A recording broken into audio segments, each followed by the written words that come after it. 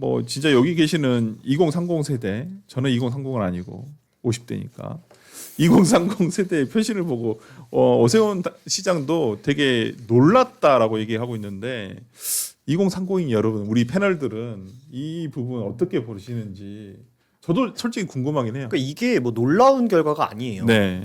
그 오세훈 시장께서 재보궐로 다시 당선이 되셨을 때도 네. 그 당시에 남자애들이 72%가 몰빵을 했어요. 20대 남자애들이. 그 당시에 30대 남자도 60% 이상 오세훈 시장을 찍었고요. 네. 그러니까 이거는 오세훈 시장님이 뭘 어떻게 해설하기보다는 네.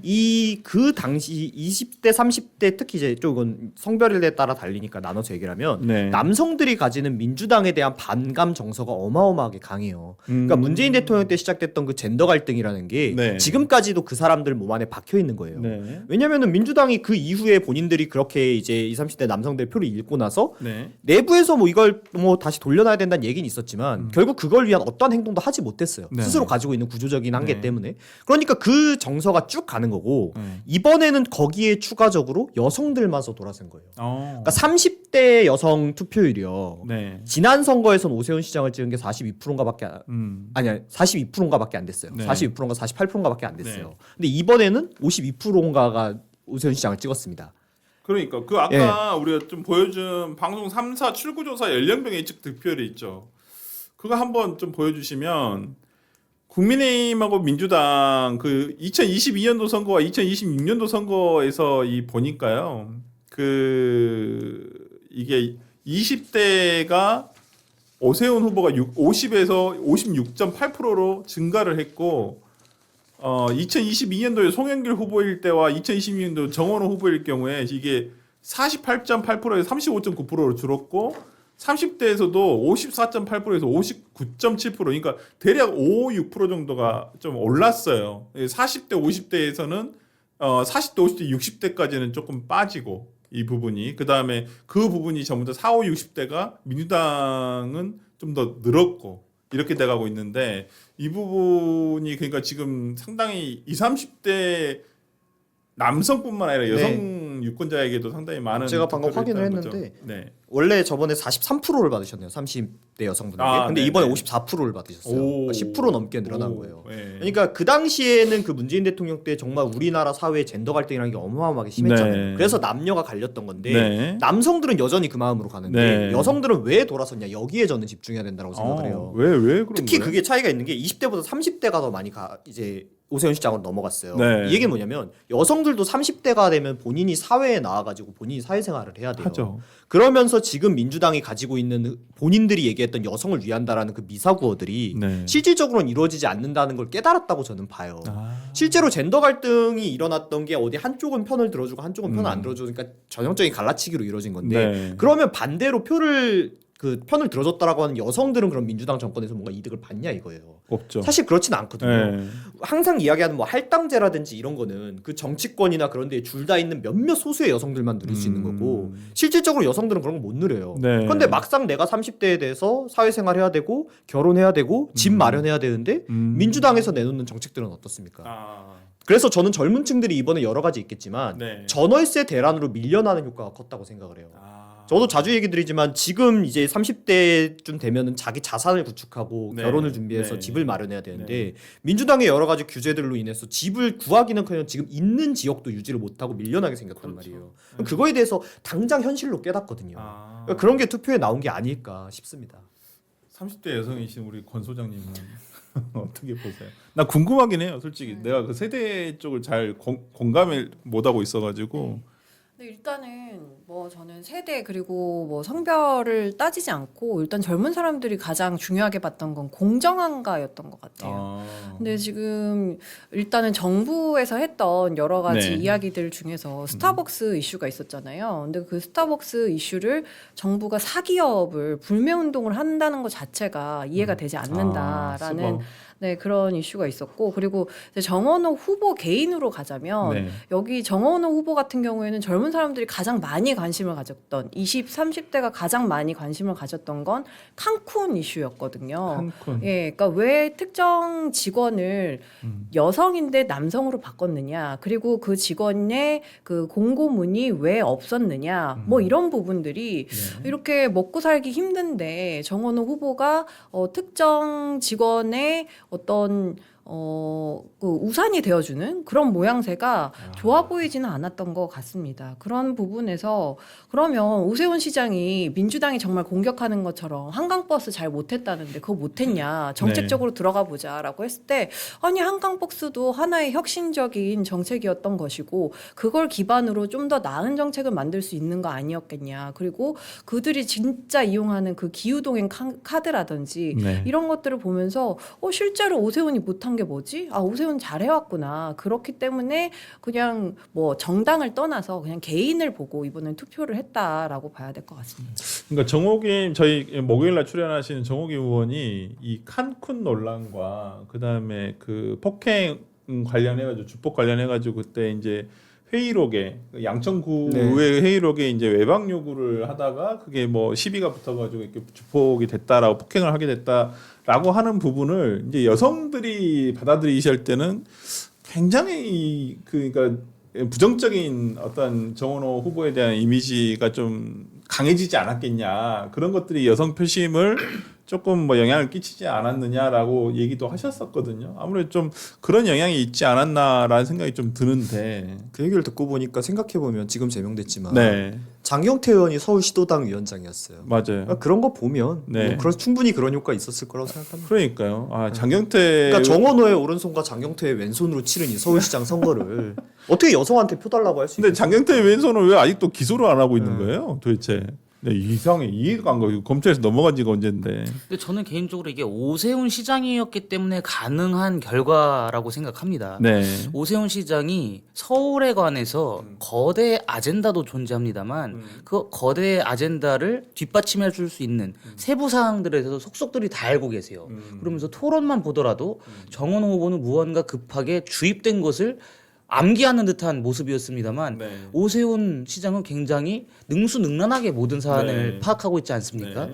그런 면도 사실 젊은 사람들이 보기에 우리의 시장이 저런 사람이 되어야 우리가 정말 행복한 삶을 누릴 수 있구나라는 판단을 하셨던 것 같고 네.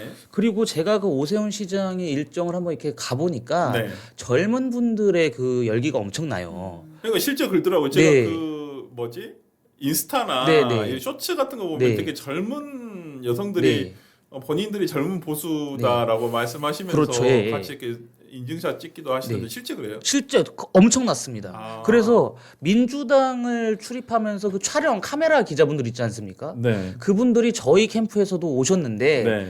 그 얘기를 하시는 거예요. 네. 이 선거는 오세훈이 질 수가 없다. 그래서 네. 왜 그러시냐 했더니 네. 정원호 후보는 현장 일정을 가보면 네. 젊은 층들이 사진을 찍어달라 이 요구가 네. 없다고 합니다. 근데 오세훈 후보를 향해서는 굉장히 사진 찍어달라는 그 요청이 빗발쳤거든요. 근데 왜 그렇게 됐겠느냐? 제가 네. 말씀드린 것처럼 후보 개인의 네. 경쟁력도 높았지만 네. 선거 마케팅이 굉장히 주요하게 작용을 했어요. 이번 선거에서 오세훈 후보가 올리는 그런 쇼츠라든지 릴스라든지 네. 그런 것들로 봤을 적에 저 사람한테는 우리가 쉽게 접근할 수 있겠구나라는 아. 인식을 줬다는 것이죠. 네. 근데 반면에 정원 후보는 말씀하신 것처럼 아무리 술을 먹었다고는 하지만 네. 사람을 때린 거 아니겠습니까? 네. 위협이 느껴지는 거예요. 정원 아. 후보를 바라보면. 게다가 칸쿤 동행 그런 것들도 네. 무언가 흑막이 있구나. 겉으로 드러날 수 음흉하구나. 없는 음흉한 그런 면이 있구나라고 하면서 다가가기가 힘든 거죠. 네. 그런 걸로 봤을 적에도 오세훈 후보의 선거 마케팅이라든지 이런 전문성이 돋보여서 선거에서 이길 수 있었던 것인데 네. 국민의힘이 앞으로 다른 선거들에서도 이와 같은 결과를 얻으려면 네. 이번 선거를 굉장히 교훈으로 삼아야 된다고 좀 봅니다. 그래서 이게 약간 민주당에서 마케팅을 진짜 선거 전략을 진짜 잘못 짠 것도 있었던 게 네.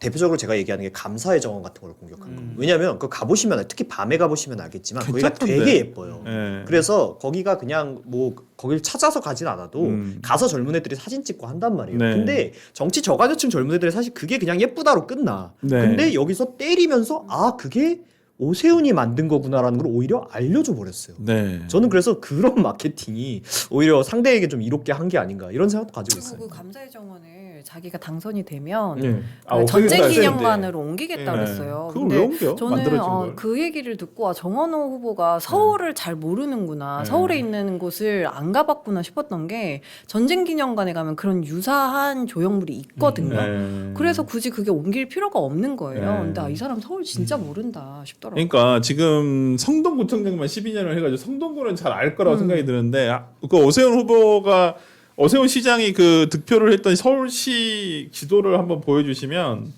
그 한강벨트를 그 위주로 한 그걸 한번 화면에 띄워주시면요. 이번에 한강벨트 소위 한강을 끼고 있는 이 빨간색으로 칠해진 곳 있죠. 강동, 송파, 강남, 서초, 광진구는 구청장도 국민의힘이 되셨더라고요. 보니까 그다음에 용산, 중구, 동작, 영등포, 양천. 소위 말하는 한강벨트에서 오세훈 후보가 지지세가 굉장히 좋았어요. 근데 저기 성동이 빠져 있잖아요. 아무래도 이제 성동구청장 출신이다 보니까 정원호 후보가. 아니 근데 제가 그 당일에 네. 아침까지 다 보고 가졌는데 네. 1%인가밖에 아니겠어요. 생각보다 차이가 별로 없어요. 그러니까 거기서 보면 정원호 후보가 성동구에서 6,500표 차이로 이겼다고 해요. 6,500표 차이. 굉장히 적은 표 차이거든요.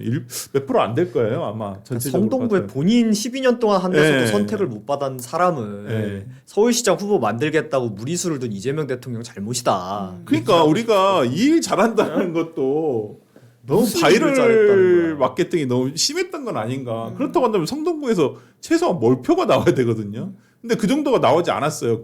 오세훈 후보와의 차이는 6,500표밖에 차이가 나지 않았다. 라는 부분에서 저게 파란색이긴 하지만 저는 실질적으로 빨간색이라고 보거든요. 성동구도 우리가 마영성이라고 이제 보통 그렇죠. 얘기를 하는데 좀 그런 부분에서 어떤 근데 문제는 성동구청장은 민주당 후보가 됐어요. 근데 거기는 그 후보는 굉장히 표차 유보와 민주당 후보가 86,003표를 받았고 고재현 국민의 후보가 71,325표를 받은 거예요. 그럼 15,000표 차이로 이긴 개인기네요, 거거든요. 그거. 그러니까. 근데 여기에서 오히려 성동구청장 12년을 하고 나온 정원호 후보는 오세훈 후보와 이 6,500표 차이밖에 안 났다는 거거든요. 그러니까 이게 구청장은 민주당 찍어도 시장은 서울 찍었다는 거예요. 오세훈 찍었다는 얘기예요. 그렇죠.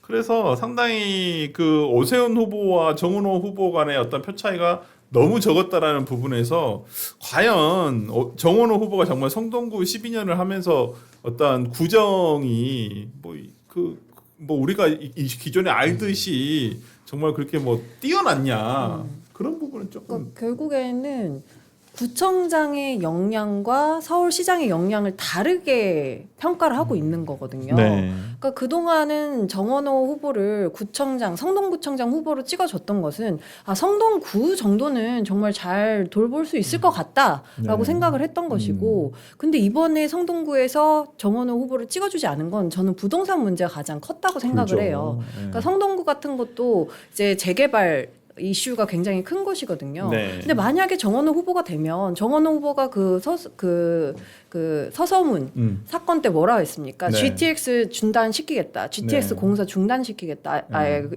그거 그때 아니죠? 공사 중지명령 내리겠다 했죠. 잠시 어디죠? 삼성동 네. 사건을 얘기하면서 GTX를 중단시키겠다라고 했는데 네. 이런 부분들이 점점 GTX 중단시키면은 그러면은 우리 동네 어떻게 되는 거야? 뭐 네. 이렇게 가면서 이 사람이 서울시장이 됐을 때 더 이상 서울의 개발이나 이런 발전을 시킬 수 있는 사람인가라는 생각을 성동 구민들에게조차도 심어줬던 것 같습니다. 그러면서 서울시장은 그래도 오세훈이 좀 더 낫지 않나라고 평가를 하셨던 것 같아요. 성동구가 약간 지역적 특색이 동호대교가 있잖아요. 동호대교를 지나면 바로 강남이에요. 소위 말하는 우리가 뭐 삼성이나 뭐 대치동 쪽으로 가는. 그래서 거의 강남의 자녀들이 보통 성동구의 거기 금호동 쪽에 네. 새로 개발된 아파트라든지 이쪽에 많이 거주를 하는 것도 사실이에요. 그래서 좀 영향이 있지 않았나라는 생각도 좀 들고 조금 저는 오히려 정원호 후보가 성동구청장 출신으로서 부동산 문제에 대해서 조금 더 이재명 정부 대통령보다는 조금 더 그러니까요. 제왕적인 그걸 얘기가 기대했었죠. 나왔다고 한다면 좀 달라졌을 거라고 생각해요. 보수 쪽에서도 조금 보수 지지자들, 보수 성향의 어떤 유권자들한테도 불안감을 주지 않았을 건데 뭐 대통령의 어떤 뭐 예를 들어 중과세, 뭐 양도세 중과도 유예 이거 철회하겠다라고 하는 거에 대해서 아무 말도 없었고. 근데 지금 거래세나 이제 보유세를 계속 중과를 하겠다라는 게 이 정부 이재명 정부에서 신호를 계속 주고 있잖아요. 근데 뭐 정원호 후보는 이 부동산에 대해서는 아무 말이 없었기 때문에 개발이라든지 이런 것도 수요를 줄여야지 뭐 이런 얘기를 하고 있으니까. 네, 그러니까 서울에서는 이재명 대통령의 지지율이 높을 수는 있습니다만 이재명 정부의 부동산 정책에 대해서는 굉장히 비토하시는 분들이 많거든요. 네. 그럼 그 지점에 있어서라도 이재명 정부와 각을 세우거나 아니면 이재명 정부가 행하는 그러한 정책들에 반대하는 뉘앙스를 보여드렸어야지 서울 지역의 유권자들의 표를 가져갈 수 있었겠죠. 상대적으로 오세훈 시장은 4선을 하면서 부동산 문제도 전문가라고 이미 익히 알려져 있는데 네. 그러한 프레임을 깨부수려면 최소한 정원호 후보도 나도 거기에 뒤지지 않는다. 나도 지금 서울 시민들의 바라는 염원에 충분히 부합할 수 있다라는 준비된 모습을 보여줬다면 저는 정원호 후보가 이겼을 수도 있다고 생각합니다. 근데 그렇지가 않고 대통령의 픽에 의해서 지금 서울시장 후보에 올랐기 때문에 네. 힘들었겠죠. 네. 힘들었을 수는 있습니다만 선거에서 이기기 위해서는 이재명 정부의 부동산 정책과 궤를 같이 하지 않는다라는 간단한 입장 정도라도 내비쳤어야 되는데 참 그 선거 캠페인 전략을 잘 못 짜는 것 같습니다. 근데 그렇게 할 수가 없었던 게 이번에 보시면 아시겠지만 그 정원호 캠프가 진짜 일 못하는 캠프였었어. 전형적인 사람은 많은데 일은 안 되는 캠프. 그게 이제 될 것 같으니까 이 사람 저 사람들 다 들러붙어가지고 그렇게 보통 사고가 터지는 건데 문제는 뭐냐면 자기가 리더가 그걸 정리할 줄 알아야 되는데 그러기는커녕 오히려 시민단체들한테 질질 끌려다녔단 말이에요. 네. 그래서 나오는 막 정책 같은 거 보면은 우리 같은 사람들 딱 보면 알아요. 아 저거 그냥 시민단체가 끼워 넣은 거 검토도 안 하고 그냥 올렸구나. 네. 그래서 후보한테 그거 물어보면 네. 대답도 못 하는 거예요. 본인 네. 내용 모르니까. 네. 그런 사람한테 그런 부동산적인 제대로 된 얘기를 했을 것을 기대하는 건 네. 너무 큰 기대를 하신 거다. 아니 용산 주민이시잖아요. 네. 권 소장님은. 네. 용산에서 이번 표 차이가 굉장히 컸어요. 그렇죠. 저희 용산 같은 경우에는 네. 부동산 이슈가 가장 커요. 그리고 국정무지구가 있는데 네. 이재명 대통령께서 국정무지구에 임대 아파트 넣겠다라고 네. 하시는 바람에 그 표가 저는 오세훈 시장님한테 많이 쏠렸다라고 그러니까요. 보고 있습니다. 이게 임대 아파트 네. 1만 원가요? 거기가? 네, 1만 5고 네. 무엇보다 문제가 되는 건 국정무지구여가지고 네. 학교가 전혀 지정이 되어 있지 않거든요. 아. 근데 그런 부분을 논의 없이 그냥 무조건 임대 아파트를 끼워 넣겠다라고 했기 때문에 납득을 할 수 없었던 것 같아요. 그러니까 용산에서는 굉장히 표 차이가 컸더라고요. 네. 그러니까 아마 그런 부동산 이슈가 이게 시민들한테 그게 상당히 많은 영향을 좀 끼치지 않았냐 유권자들한테 좀 그런 생각이 좀 들어서 한번 오세훈 서울시장 선거가 주는 이번 그 선거 결과는 뭐 근소한 뭐 차이기도 하지만은 저는 뭐 분석을 해봐야 될 부분 국민의힘 자체적으로도 좀 선거 어떤 공략 방법이라든지 이런 부분과 관련해서도 이번 서울시장 선거가 주는 좀 시사하는 바는 굉장히 크다. 저는 좀 국민의힘에서 좀 이거 조금 잘 분석 좀 했으면 좋겠어요. 하는지 안 하는지 모르겠는데.